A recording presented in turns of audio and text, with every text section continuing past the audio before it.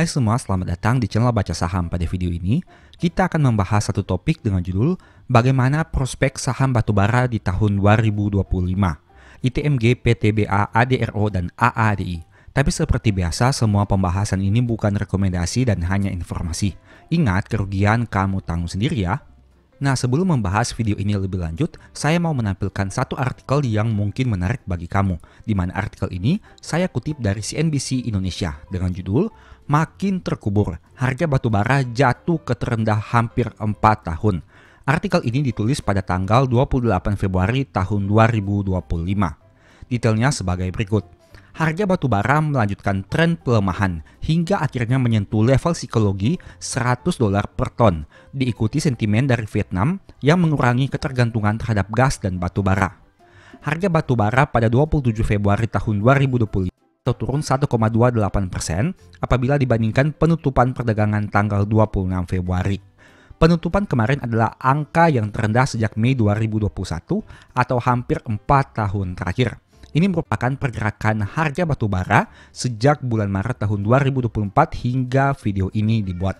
Bisa kamu lihat, dari awalnya harganya pernah menyentuh angka sekitar 150, tapi di bulan Februari tahun 2025 ini mengalami penurunan yang cukup drastis hingga menyentuh angka sekitaran $100 per ton. Lebih lanjut, kamu bisa melihat bahwa dengan pergerakan harga batubara yang mengalami penurunan seperti ini, tentu saja akan berdampak kepada pendapatan perusahaan-perusahaan batubara. Karena tentunya kamu ingat, perusahaan yang bergerak di bisnis batubara ini sangat berkaitan dengan harga batubara dunia. Apabila harganya mengalami penurunan, secara tidak langsung hal tersebut akan cukup berpengaruh signifikan terhadap pendapatan yang diterima oleh perusahaan ini. Dan tentunya pada ujungnya juga akan berpengaruh terhadap pencapaian laba. Pencapaian laba itu juga nantinya akan berpengaruh terhadap seberapa besar dividen yang bisa dibagikan mereka kepada pemegang saham, di mana kamu tentu tahu bahwa saham-saham batubara cenderung membagikan dividen dengan angka yang besar. Sehingga dengan pergerakan harga batubara yang mengalami penurunan ini, ditakutkannya dapat berpengaruh terhadap laba perusahaan dan dividen yang akan mereka bagikan ke depannya. Tapi kembali lagi, untuk data ini kan masih data per hingga Februari, sehingga kita harus menunggu data setidaknya dalam beberapa waktu ke depan untuk melihat apakah memang harga batubaranya memang mengalami penurunan yang signifikan di tahun 2025 ini, ataukah ini hanya berlangsung sementara saja. Nah, sekarang mari kita bahas 4 saham yang menarik terkait segmentasi batubara ini. Yang pertama adalah ITMG, kedua PTBA, ketiga AADI, dan yang keempat ADRO. Memang ADRO ini memiliki segmentasi yang berbeda dengan AADI, tapi saya tertarik untuk tetap membahasnya di video kali ini, mengingat ADRO ini merupakan salah satu grup yang sama dengan saham AADI. Nah, kita lihat sekilas terkait kinerja saham mereka di tahun 2025. ITMG masih mengalami penurunan harga sekitar 11,24%. Untuk PTBA di tahun 2025 harganya masih turun 7,2%. AADI di tahun 2025 harganya turun 23,6%. Sedangkan ADRO di tahun 2025 harganya turun 17,70%. Artinya dari 4 saham yang kita bahas ini, semuanya mengalami penurunan harga saham di tahun 2025. Itu merupakan kesamaan dari 4 saham yang kita bahas ini, baik itu ITMG, PTBA, AADI, dan ADRO. Sekarang kita lihat terkait kinerja labanya. Hingga akhir tahun 2024, laba full year ITMG adalah sekitar 6 triliun rupiah. Untuk PTBA masih berdasarkan data hingga Q3 diasumsikan 4,3 triliun, AADI sekitar 19,5 triliun, dan ADRO sekitar 22,2 triliun rupiah.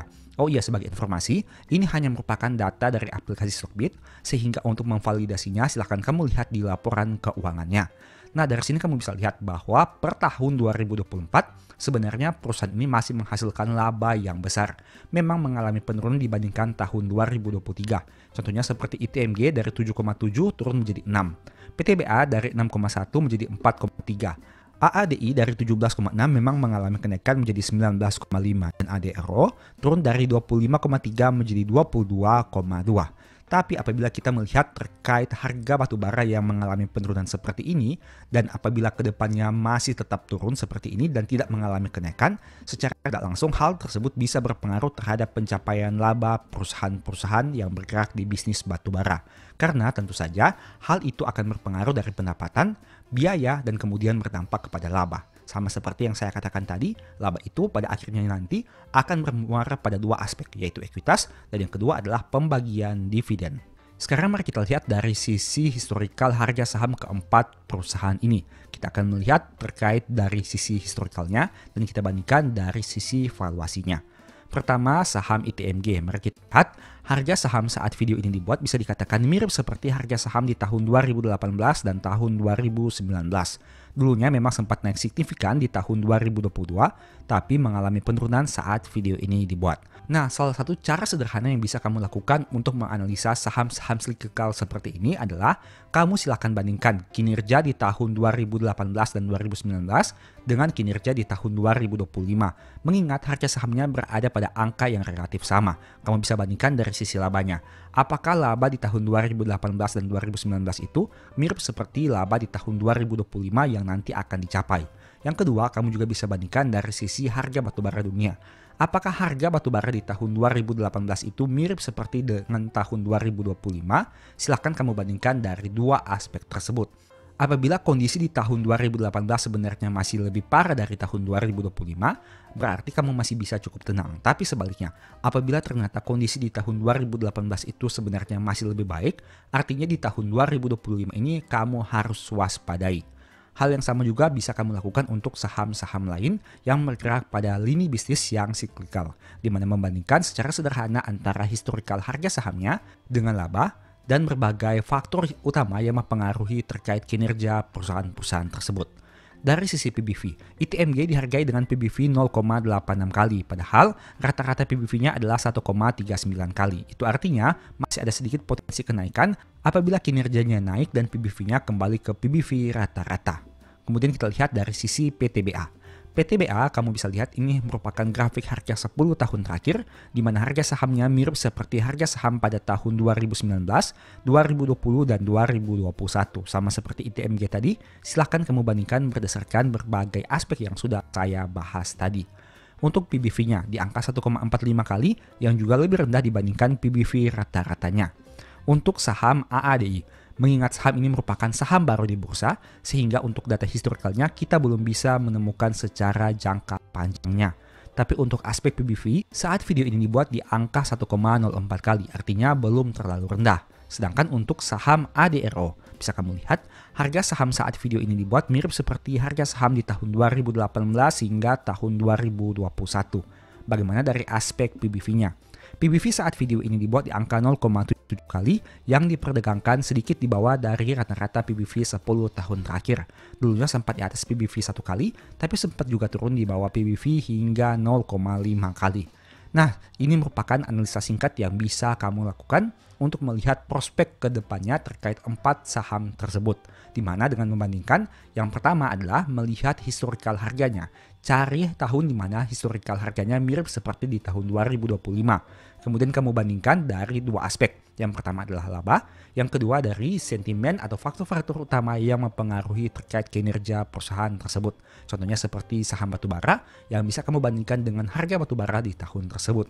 Kemudian setelah itu kamu juga bisa melihat dari sisi valuasinya. Apakah memang di tahun 2025 ini harga yang turun menyebabkan valuasi menjadi lebih rendah? Karena ingat, tidak semua harga yang turun tidak semua saham yang harganya turun PBV-nya juga menjadi lebih rendah. Artinya kamu juga harus memastikan bahwa memang harga pembelian kamu itu tidak terlalu tinggi dan masih ada potensi kenaikan di kemudian hari apabila kinerjanya semakin membaik. Tapi pada intinya saham-saham batubara ini sebenarnya saham-saham yang menawarkan peluang sangat menarik dari sisi dividen yield-nya. Memang apabila harga batubara mengalami penurunan, secara tidak langsung dividennya mungkin bisa berkurang. Tapi silahkan kamu hitung sendiri. Apabila nanti kinerjanya sudah terbit, entah itu Q1, Q2, Q3, dan seterusnya, bagaimana dampaknya terhadap dividen yang akan dibagikan oleh perusahaan ini dengan asumsi payout ratio yang sama. Apakah memang masih mengalami peningkatan, tetap atau mengalami penurunan yang sangat signifikan. Itu merupakan beberapa hal yang bisa kamu analisa dari saham-saham batubara ini. Tentu saja saham-saham yang ingin kamu analisa lebih lanjut, pastikan bahwa saham tersebut memang memiliki kinerja yang berkualitas, ada prospek ke depan, dan tentunya memperhatikan juga kepentingan dari pemegang sahamnya apabila harga sahamnya mengalami penurunan yang signifikan. Semoga video ini bisa bermanfaat ya. Dan sebagai informasi, saya juga sudah sempat buat satu video yang mungkin bisa berguna bagi kamu.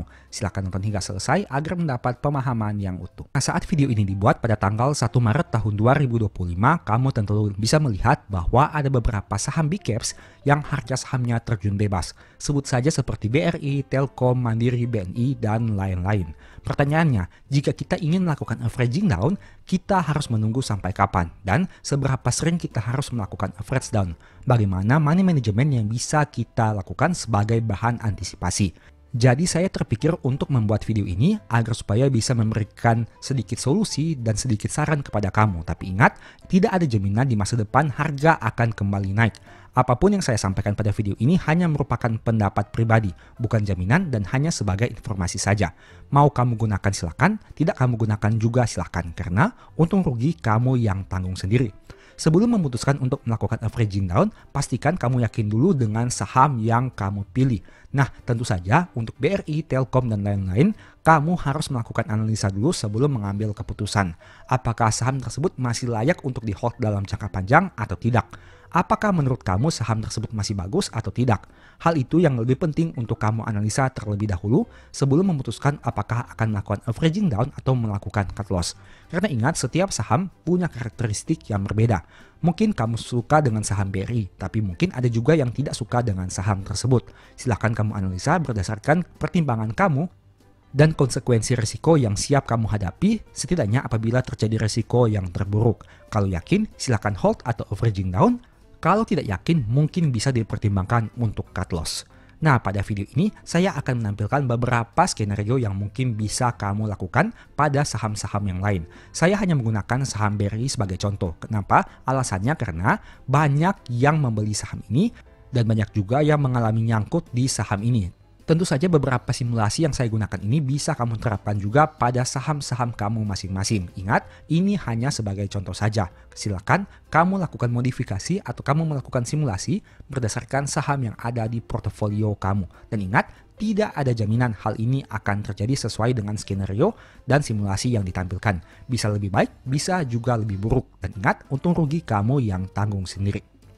Skenario pertama, harga terendah saat krisis sebelumnya. Nah, jika kita menggunakan contoh saham BRI, harga terendah di tahun 2020 adalah 2.160 dan harga terendah di tahun 2015 adalah 1.595.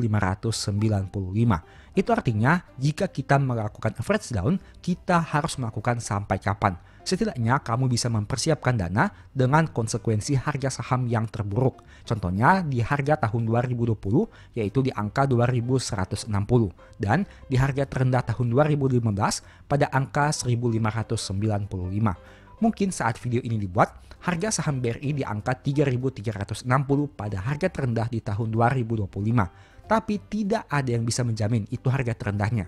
Bisa harganya nanti akan naik lebih tinggi atau bisa juga turun lebih dalam. Antisipasi dana dan money management ke harga terendah sebelumnya yang pernah dicapai. Karena ingat, tidak ada yang tidak mungkin di pasar saham. Saat dulu harga saham BRI turun dari angka 6.450 ke harga 5.000-an, kata orang tidak mungkin turun ke angka 4.000-an. Saat harga BRI turun dari 5.000 ke 4.000-an, kata orang tidak mungkin turun ke harga 3.000-an. Nah, sekarang harganya sudah 3.000-an. Bagaimana pendapat kamu? Apakah kamu sudah optimis bahwa harganya ini merupakan harga terendah dan nantinya akan naik? Ataukah kamu mempersiapkan money management saat harga sahamnya turun lebih dalam lagi? Terserah kamu seperti apa. Tapi bagi saya pribadi, lebih aman jika kita mempersiapkan skenario terburuk yang mungkin bisa terjadi. Mungkin kecil kemungkinannya harga sahamnya bisa turun hingga ke angka 2.100 ataupun 1.500. Tapi setidaknya dengan skenario yang ada, kita bisa lebih aman dalam mempersiapkan money management. Di mana tidak serakah membeli saat harga saham mengalami penurunan signifikan, tapi mempersiapkan kondisi terburuk yang mungkin bisa terjadi seperti apa. Poin kedua, persentase penurunan terbesar dari harga tertinggi sebelumnya. Nah, harga tertinggi per tahun 2020 adalah 4.760 dan harga terendah di tahun 2020 adalah 2.160. Itu artinya jika kita bandingkan dari dua data ini terjadi penurunan sekitar 54,62%. di mana tentu saja harga tertinggi saat video ini dibuat yaitu 6.450. Dan jika kita menggunakan persentase yang sama dengan penurunan 54,62%, itu artinya akan terjadi penurunan sekitar 3.523. Dengan kata lain, apabila skenario yang sama ini terjadi, ada potensi penurunan hingga ke angka 2.927. Apakah ini mungkin? Tentu sama seperti tadi, tidak ada yang tahu. Bisa iya, bisa juga tidak. Tapi setidaknya, jika kamu ingin mempersiapkan skenario terburuk, bisa kamu lakukan simulasi berdasarkan data historikal di masa lalu. Skenario ketiga, penurunan ke PBV terendah saat krisis. Book value saat video ini dibuat di angka 2092 untuk saham BRI. Dan PBV saat ini adalah 1,61 kali. Kisaran PBV terendah di tahun 2020 sekitar 1,35 kali. Untuk angka ini bisa kamu lihat lagi secara pastinya. Nah itu artinya apabila kita mengkalikan PBV terendah 1,35 dikalikan dengan book value 2092, kamu akan menemukan angka 2824. Itu merupakan angka pada PBV terendah di tahun 2020 mengacu pada book value terkini saat video ini dibuat di tahun 2025. Kita tidak tahu apakah angka book value ini berdasarkan data keuangan Q4 atau masih Q3. Silahkan kamu hitung lagi sendiri secara manual. Tapi setidaknya dengan data ini kamu bisa lihat apabila PBV-nya kembali ke PBV terendah tahun 2020 yang kita katakan 1,35 kali, bisa lebih bisa kurang, maka perkiraan angka terendahnya adalah 2824. Kembali lagi, setiap skenario yang dibuat ini tidak ada yang tahu apakah akan tercapai atau tidak. Apakah harganya akan turun ataukah malah berbalik naik. Tidak ada yang tahu secara pasti seperti apa. Tapi setidaknya menurut saya pribadi, kamu harus melakukan pola pikir dua sisi. Tidak ada yang tidak mungkin di pasar saham, seperti yang tadi sudah saya katakan. Kalau harga nanti tidak mencapai titik terendah tadi, syukur, karena harga sudah naik. Misalnya, harga BRI ini tidak akan mencapai harga 2000-an, tapi kemudian berbalik naik hingga ke angka 4.000, 5.000, atau bahkan 6.000. Syukur karena harga sudah naik. Tapi bagaimana jika sebaliknya? Kalau harga nanti mencapai titik terendahnya, kamu juga bisa bersyukur karena sudah punya persiapan. Memang semuanya akan mengalami floating loss yang sama apabila harga saham turun. Tapi orang-orang yang mempunyai persiapan tentu bisa lebih tenang dibandingkan mereka yang tidak punya persiapan. Dan dengan kata lain, orang-orang yang masih memiliki sisa dana apabila harga saham turun tentu akan lebih tenang dibandingkan mereka yang sudah tidak punya sisa dana. Intinya semua tergantung kepada money management. Karena ingat, money management itu sangat penting apabila terjadi penurunan harga saham yang besar-besaran. Contohnya seperti tahun 2025. Saya banyak belajar tentang money management, apalagi pada saat terjadi krisis di tahun 2020. Di mana pada saat harga saham turun secara besar-besaran, di mana banyak saham menjadi murah, banyak saham yang menjadi menarik, tapi sisa dana sudah tidak mencukupi untuk melakukan pembelian dengan jumlah yang sangat besar. Alhasil, kita kehilangan kesempatan untuk mendapatkan saham yang sangat murah pada harga yang sangat menarik. Nah, untuk itulah pada tahun 2025 ini kita harus banyak belajar tentang money management. Mengingat seperti peristiwa yang pernah terjadi sebelumnya, kita hilang kesempatan. Memang pada intinya kita tidak tahu apakah di masa depan harga saham akan kembali naik atau tidak. Saya sudah sering mengatakan hal tersebut. Tapi setidaknya dengan menggunakan money management yang baik, saat kita masih yakin dengan sahamnya, kita masih memiliki kesempatan apabila harga saham mengalami penurunan. Memang secara floating loss akan terjadi floating loss yang sangat besar apabila harga saham terus mengalami penurunan. Tapi di sisi yang lain, kita bisa mendapatkan peluang yang menarik untuk membeli saham bagus pada harga yang masih murah apabila harga saham mengalami penurunan. Nah, sebagai informasi, saya sudah pernah tulis satu ebook yang berjudul Strategi Nabung Saham, di mana pada ebook tersebut saya memberikan bonus file Excel yang berisi tentang simulasi harga rata-rata. Ini merupakan simulasi yang bisa kamu input secara manual, yang mana data harga rata-ratanya akan terkalkulasi secara otomatis berdasarkan penginputan yang kamu lakukan. Hanya input harga beli dan jumlah lembar saham. Kamu bisa menggunakan data ini untuk memperkirakan apabila membeli pada harga sekian dengan jumlah lembar sekian, harga rata-rata pembelian kamu akan menjadi berapa. Sehingga hal tersebut bisa menjadi pegangan bagi kamu untuk menghitung berbagai hal. Entah itu menghitung floating loss, menghitung floating profit, menghitung potensi loss yang siap kamu terima, menghitung potensi loss dan potensi profit yang bisa kamu terima di kemudian hari. Apabila kamu tertarik untuk membeli ebook ini, silahkan chat saya pada nomor WA di awal atau di akhir video. Nah, pada intinya saya mau mengatakan bahwa money management itu merupakan satu hal yang sangat krusial di pasar saham. Kamu mungkin bisa memiliki metode yang hebat untuk menentukan saham yang mahal dan saham yang murah. Kamu mungkin bisa menganalisa free and flow, banner bonlogi, teknikal, dan lain sebagainya. Tapi apabila money managementmu kacau, hal itu mungkin tidak akan membuat portofoliomu tumbuh dengan lebih optimal. Semoga dengan video ini kamu bisa memperoleh manfaat yang baru. Dan sebagai informasi, disclaimer, semua saham yang disebutkan ini bukan rekomendasi. Memang saya menggunakan contoh saham BRI pada video ini karena mengingat saham tersebut banyak dibicarakan banyak orang dan banyak yang membeli saham tersebut di harga yang tinggi. Sehingga menurut saya cukup relevan jika saya gunakan contoh saham BRI untuk pembahasan pada berbagai kasus di video-video baca saham. Tapi ingat, itu bukan rekomendasi. Saya tidak mengatakan BRI merupakan perusahaan yang sangat bagus dan saya juga tidak mengatakan bahwa kinerja BRI saat ini jelek. Silahkan kamu lakukan analisa berdasarkan hasil analisa kamu masing-masing. Pertimbangkan banyak aspek dan pastikan apapun keputusan yang kamu ambil itu merupakan keyakinan yang kamu terima dari diri kamu sendiri. Anggaplah berbagai video yang kamu lihat di media sosial, entah itu di channel baca saham atau di channel yang lain, hanya sebagai second opinion saja. Karena ingat, untung rugi kamu yang tanggung sendiri. Pembahasan singkat pada video ini selalu ingat bahwa semua saham yang disebutkan bukan rekomendasi dan hanya bersifat edukasi serta informasi. Mohon juga agar dapat mengecek kembali data yang ditampilkan karena bisa saja terjadi kesalahan pengetikan atau pengambilan data. Di video berikutnya ingin dibahas materi apa lagi? Tulis di kolom komentar ya. Sebagai informasi, berikut ini beberapa list ebook baca saham. Pertama, psikologi saham. Kedua, stock for living. Ketiga, strategi nabung saham. Keempat, the stock market. Dan yang kelima, cara cepat analisa laporan keuangan. Apabila tertarik, chat saja pada nomor WA yang ada. Sekian video ini, semoga bermanfaat. Thank you.